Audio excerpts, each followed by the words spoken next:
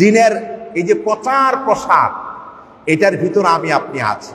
এই দিনের ছোঁয়া পেয়েই আমি আপনি আজ গত কয়েকদিন পূর্বে কোরবানি করলাম।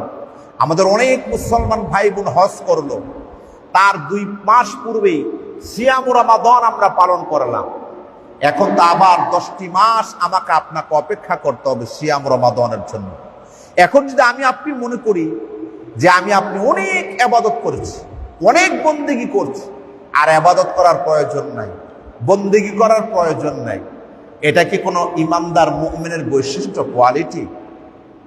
একজন ইমানদার মুমিনের বৈশিষ্ট্য হবে এমন, রাসূলের সাহাবী ওসমান জিন নুরাইন রাদিয়াল্লাহু তাআলা আনহু, তিনি যখনই কোন গোরস্থানের সম্মুখ দিয়ে যাচ্ছেন, তখন তিনি গোরস্থানের সম্মুখ দিকে গেলে হাউমাউ করে কাঁদছেন, হাউমাউ করে কাঁদেন।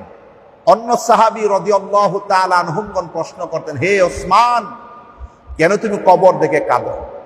ওসমান জিন নুরাইন, রাসূলের 2 মেয়ের জামাই ওসমান জিন নুরাইন, তিনি খলিফা ছিলেন, জান্নাতের সার্টিফিকেট প্রাপ্ত, জান্নাতের সার্টিফিকেট প্রাপ্ত।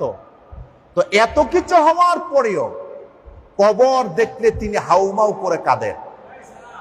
রাসূল করিম সাল্লাল্লাহু আলাইহি ওয়াসাল্লামের সাহাবী ওসমান জিন নুরাইন রাদিয়াল্লাহু তাআলা আনহুগণ বললেন, কবর হলো জান্নাতে যাওয়ার অথবা জাহান্নামী হওয়ার প্রথম ঘাঁটি।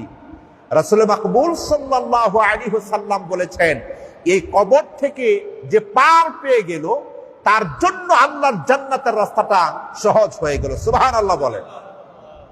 এখন আমার আপনার সম্মুখে হাজার হাজার কবর, এই যে আমি আপনি কি ইবাদত করছি, কি বন্দেগী করছি, এটা কবর দেখলে, একটা গুরুস্থান দেখলে আমার আপনার হৃদয় কিন্তু কেঁপে ওঠে না, হৃদয় কিন্তু প্রকম্পিত হয় না।